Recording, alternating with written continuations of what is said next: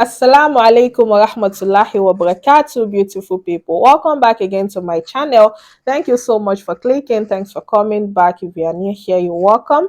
My new subscribers, jazakumullahu khairan. Thanks for subscribing.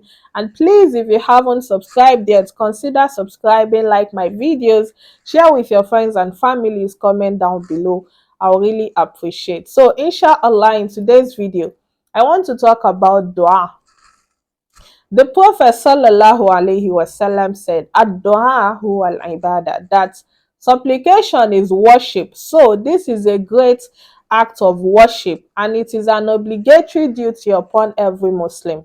Every Muslim should supplicate. This is an obligation. As long as it is a worship, then it is a must for every Muslim to supplicate, because we are not created except to worship Allah. And the Prophet said, "Ad-du'a huwa al-ibadah," that it is worship. So Allah loves when we call upon Him. He loves when we supplicate. As a matter of fact, a Muslim in this world, we can't do without supplicating to Allah under any circumstances. No matter who you are, you can only be needy. You understand? You are poor. No matter how rich you are poor, because Allah is the rich, the praiseworthy. And this is a must for every Muslim to call upon Allah. The Prophet said, "Malam yas'alillah yaghdab alayh." Anyone who does not ask Allah, Allah becomes angry at such person. And anyone who is too proud to call upon Allah, Allah spoke about them in the Quran. He said, وَقَالَ رَبُّكُمْ أُدْعُونِي أَسْتَجِبْ لَكُمْ. Your Lord said, "Call upon me and I will answer you. Inna ladhina yastakbiruna an ibadati sayadkhuluna jahannama dakhirin." That surely those who are too proud, who are too arrogant to call upon me, they will surely find themselves in hellfire, in humiliation. So every Muslim should call upon Allah. We should be humble enough to call upon our Creator. We shouldn't be proud to ask Allah. Allah loves when we ask Him. That is opposite of human. Human, they become angry when you demand so much from them. But Allah loves it when you call upon Him, because you have no other place to go except to Him. So Allah loves it when His slave comes to Him to ask for help, to beg Him, to supplicate. So Allah loves that so much. And inshallah, in today's video, I'll be talking about dua.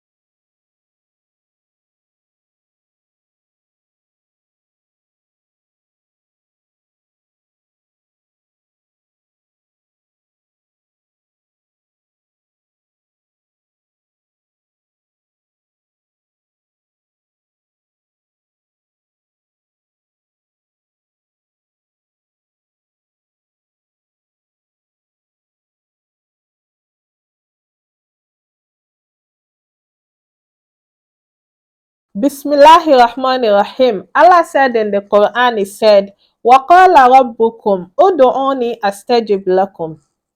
Allah said, "And your Lord said, call upon me, I will answer you." So, calling upon Allah, Allah promised that He will answer us.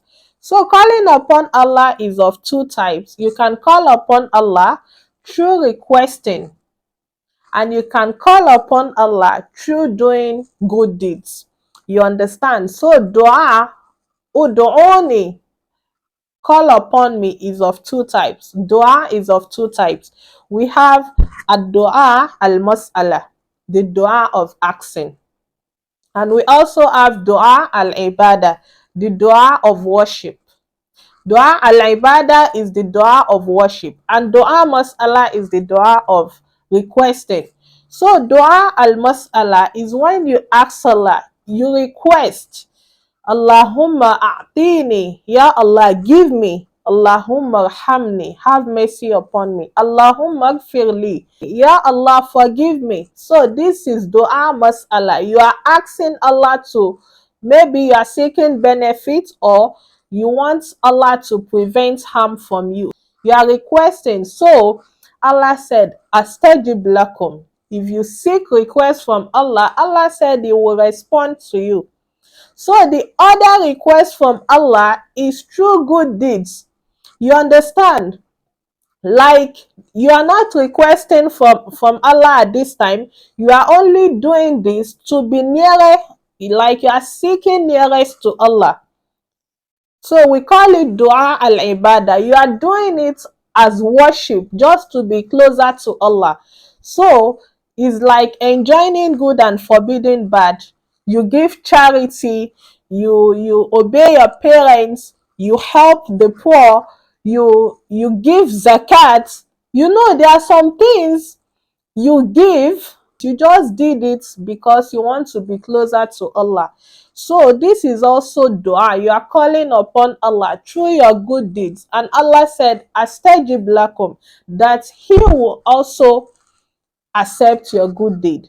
You understand? So Astajib lakum is two meaning. It has two meaning. First one is He will accept your prayers, your supplication, and the second meaning is He will accept your good deeds. You understand? So dua, calling upon Allah, is two types. The first one is to call upon Him through supplication, and the other one is to call upon Allah through seeking nearest to Him by enjoining good, forbidding bad, or doing any kind of good deed just to be closer to Allah. That is another form of calling upon Allah, and Allah promised that He will surely answer us. This is a promise from Allah. So now, Alhamdulillah, Allah has promised, and He promised to answer our prayers, right? Our supplications. So as a Muslim, we should supplicate more. We should ask Allah more, knowing that Allah will accept, He will answer them all. Allah also said in a verse in Surah Al-Baqarah, He said, وَإِذَا سَأَلَكَ عِبَادِي أَنِّي فَإِنِّي قَرِيبٌ أُجِيبُ دَعْوَةَ الدَّاعِ إِذَا دَعَانِ. That if my slaves ask you about me, tell them, Inni qaribun ujibu da'wata da'i idha da'an. I am near. I answer the supplications of supplicants. Anyone who call upon me, I'm near, I answer. So this is another promise from Allah. And the Prophet sallallahu alaihi wasallam also promised that no supplication goes wasted. Allah accepts every supplication. He answered. And the Prophet said, three things will surely happen to your supplication. One of these three things will happen to your supplication. He said, no Muslim, ma min Muslim, yad'u bid-da'wa, laysa fiha ithmun, wala qati'atu rahim, illa atahu Allahu biha ihda thalath. That no Muslim supplicates to Allah with supplication, with dua, that does not involve sin, or breaking the ties of kinship, except Allah grants him one of these three. He said, Imma an tu'ajjil lahu da'watu fi dunya, that the first thing that might happen to this prayer, it does not go wasted, except one of these three happens. You understand? The first thing, Imma an tu'ajjil lahu da'watu, Allah might decide to answer your prayers in this world. He answered it quickly. So we all get to some stage in our life that we remember that, oh, I already prayed about this before once in my life. You get it? So, Imma and tu'ajjillahu da'watu. Allah can answer that prayer in this world. He can be hastening about answering the prayer for you in this world. Allah accepts it. You see it that, oh, this is my prayer being answered. Alhamdulillah. And the second thing that will happen, imma an yaddakhiraha lahu fil akhirah. Or maybe Allah is storing it for you till the hereafter.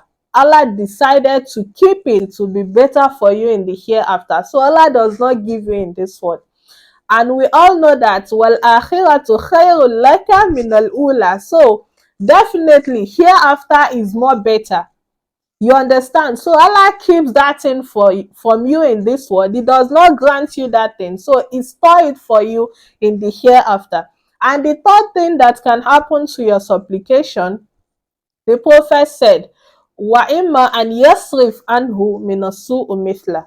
That maybe Allah is protecting you, is preventing you from harm similar to that prayer you are praying for. So you might be praying for something and that thing might be harm for you.